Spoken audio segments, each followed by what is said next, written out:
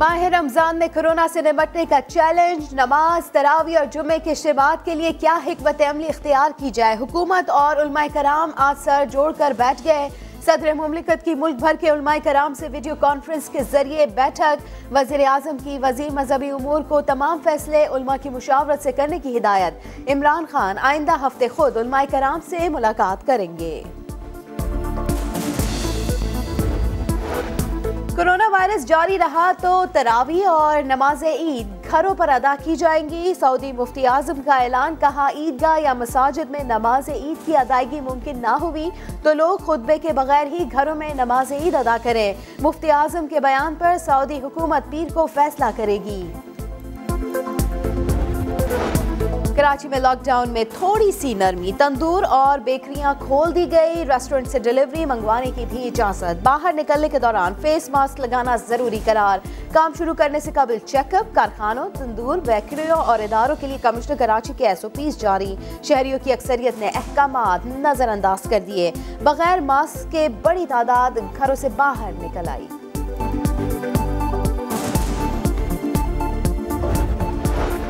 कराची के बड़े बाजार कब खुलेंगे, क्या तरीका इख्तियार किया जाएगा। वज़ीर आला सिंध आज कराची के ताजिरों से मुलाकात करेंगे। ताजिरों की मुख्तलिफ तंजीमों का मार्केट्स खोलने का मुतालबा।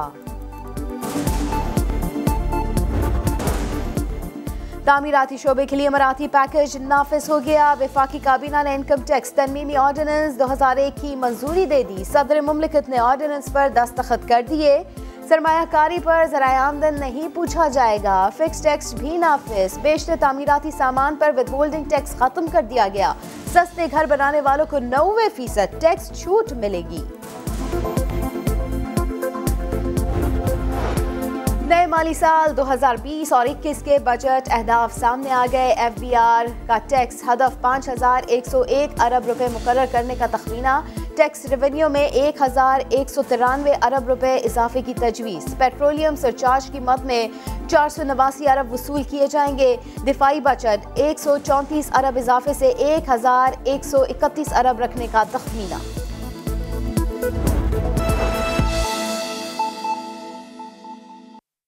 हमारे पाकिस्तानी जो बाहर फंसे हुए हैं और मुझे एहसास है कई बहुत मुश्किलों में हैं, तो उनके लिए जो आज हमने फ़ैसला तय किया सारे सूबों के साथ मिलके, क्योंकि सेंटर इसमें कुछ नहीं कर सकता। अगर सूबे कहेंगे कि हम अभी ध्यान नहीं रख सकते जो पाकिस्तानी बाहर से आ रहे हैं, तो फेडरेशन कुछ नहीं कर सकती। तो आज बड़ी मुश्किलों से एक जो नतीजा है वो प्लीज़ बताएं।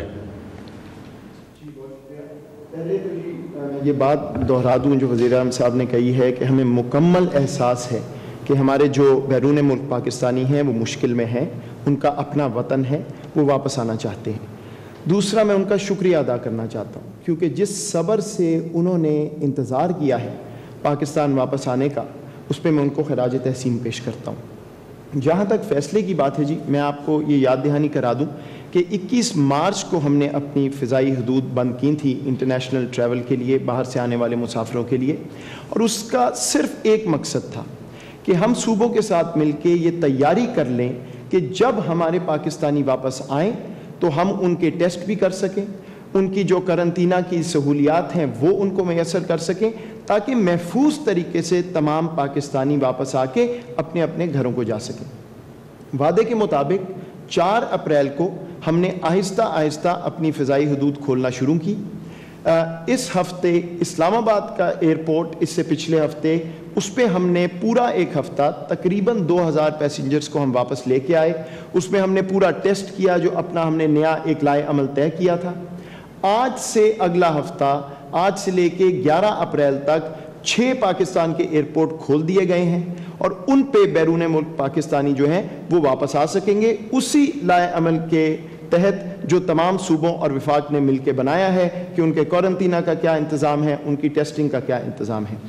आज ये फैसला किया गया है कि अब 20 अप्रैल के बाद हम 6 एयरपोर्ट खुले रखेंगे और 3 गुना लोग हम ला सकेंगे। अभी लगभग 2000 लोग पाकिस्तान में आज से लेके अगले हफ्ते तक 19 तारीख तक आएंगे।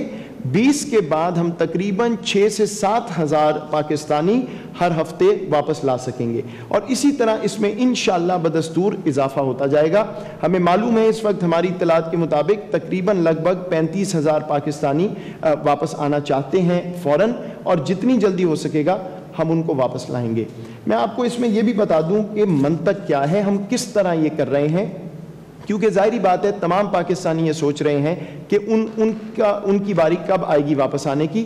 تو اس وقت ہمارا فوکس جو پاکستانی مزدور طبقہ ہے، جو گلف میں جن کی نوکریاں ختم ہوئی ہیں، ان کے پاس وسائل نہیں ہیں ایک دن بھی وہاں رہنے کے، وہ ہماری ترجیح ہے۔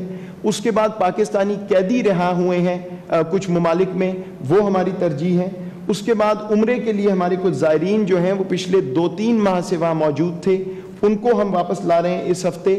اور اس کے بعد بہت سے پاکستانی ہیں جن کے ویزے ایکسپائر ہو گئے ہیں، ان کو اب وہاں پہ قانونی مسائل درپیش ہیں، ان کو ہم واپس لا رہے ہیں۔ تو یہ اس ہفتے کا اور اگلے ہفتے کا پلان ہے، اور آہستہ آہستہ باقی لوگ بھی ہم انشاءاللہ پاکستانی، جیسے میں نے کہا کہ 3 گنا اس کی تعداد بڑھ جائے گی۔ ایک میں آپ کو زمینی سرحدوں کے حوالے سے بھی بتا دوں، کیونکہ افغانستان میں ہمارے کچھ شہری موجود ہیں۔ افغانستان کی حکومت کی خصوصی ریکویسٹ پہ ہم نے پچھلے ہفتے ہزاروں افغانیوں کو اجازت دی کہ وہ واپس اپنے ملک جا سکیں ایک مخصوص لائحہ عمل کے تحت۔ اب ہم نے اپنے بارڈر پہ تورخم پہ اور چمن پہ قرنطینہ کا انتظام کیا ہے، ٹیسٹنگ کا انتظام کیا ہے۔ جیسے آپ جانتے ہیں اس علاقے میں یہ بہت مشکل تھا، لیکن ہم نے پوری تیاری کر لی ہے، اور اسی ہفتے میں اگلے چند روز میں ہم جو پاکستانی افغانستان میں ہیں ان کو بھی واپس لانے کے قابل ہو جائیں گے، اور ہماری پوری کوشش ہے کہ یہ 5 سے 6 ہزار پاکستانی رمضان سے پہلے اپنے ملک واپس آ جائیں۔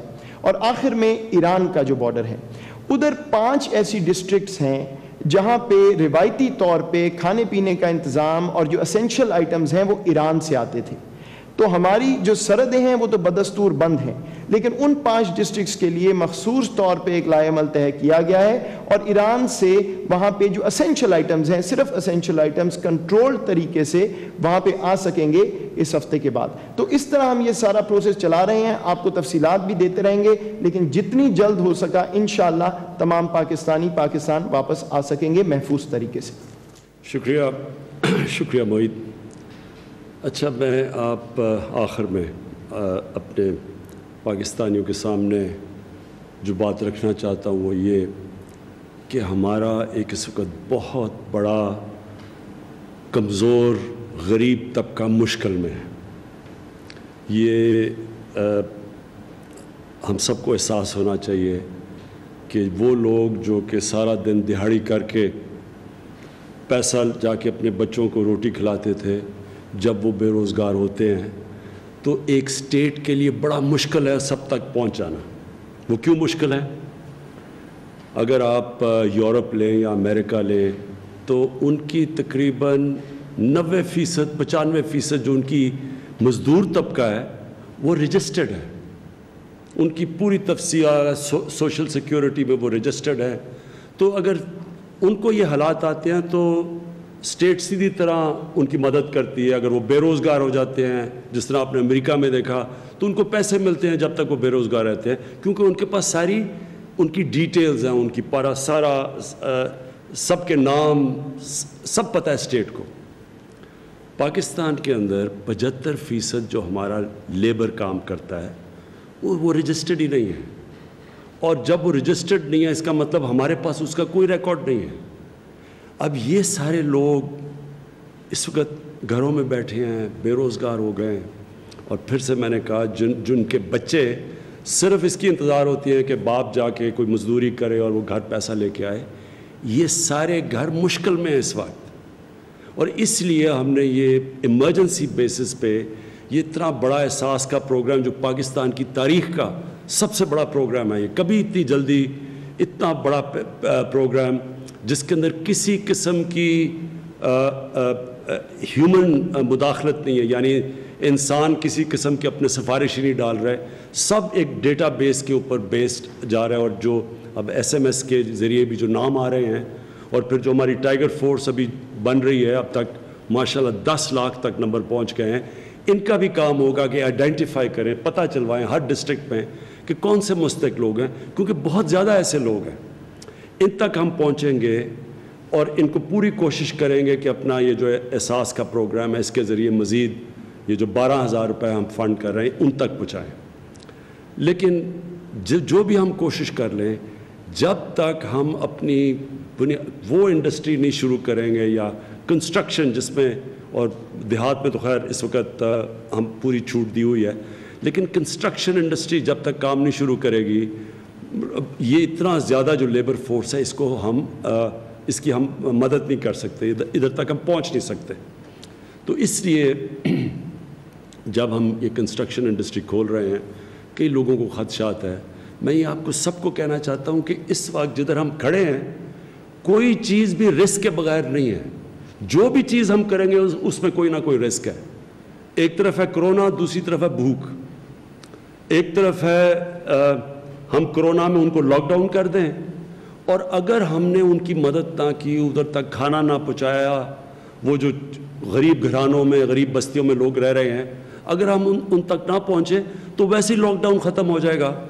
کیونکہ جب لوگوں کو بھوک ہوگی تو وہ لاک ڈاؤن کی پرواہ نہیں کریں گے. اس لیے یہ پاکستان میں ایک بیلنسنگ ایکٹ کر رہے ہیں ہم, اور یہ جو کنسٹرکشن ہے یہ ہم فیزز میں کھول رہے ہیں.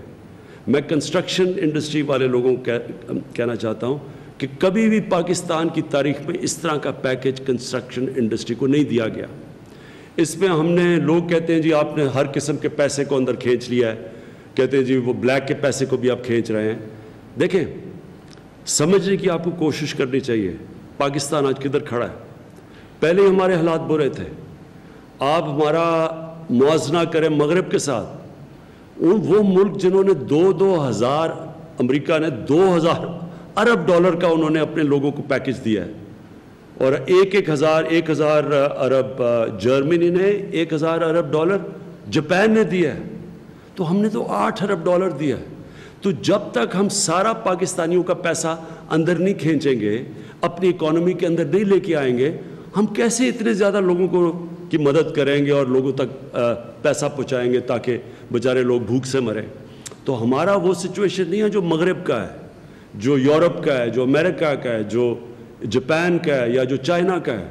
ہمارا وہ حالات ہیں جو اس وقت ہندوستان اور بنگلہ دیش کے ہیں, وہاں بھی مشکل پڑی ہوئی ہے. تو اس لیے ہم کنسٹرکشن انڈسٹری کو پورا موقع دے رہے ہیں کہ ہر قسم کا پیسہ اندر آئے تاکہ ہم لوگوں کو روزگار دے سکیں. اور انشاءاللہ ہم یہ دیکھیں گے, رمضان سے پہلے پھر میٹنگ کریں گے, اس کے اثرات دیکھیں گے. اور اگر آپ سب نے احتیاط کی, اور جو بھی انڈسٹری کھل رہی ہے, جو انڈسٹری کے مالک ہیں, اگر آپ نے احتیاط کی, اور اللہ کرے کہ اسی طرح ہم کنٹین کرتے رہے کرونا کو جو اب تک ہو رہا ہے, اللہ کرے, اور آپ پوری اس میں ہمارے ساتھ مدد کریں, آپ اس میں پوری طرح احتیاط کریں, تو اگر ہم یہ کر لیں تو ہم پھر مزید اور بھی انڈسٹری کھول سکتے ہیں.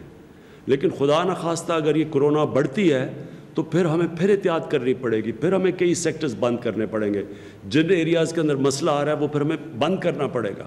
تو اس لیے جدھر آج کھڑے ہیں, ایک تو ہم اللہ سے سب دعا کرتے ہیں, اللہ ہماری دعائیں قبول کرے, رمضان بھی آ رہا ہے, لیکن ساتھ ساتھ آپ کے اوپر بھی ہے کہ آپ کتنی احتیاط کرتے ہیں, آپ اپنی دیکھتے ہیں, دیکھ بھال کرتے ہیں کہ جدھر بھی گروپنگ ہے آپ نہ کریں, جو سوشل ڈسٹنسنگ, اپنے لوگوں کے اندر فاصلہ رکھیں.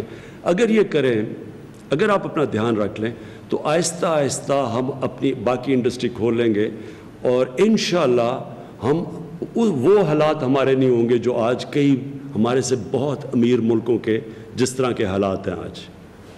پاکستان پائندہ باد.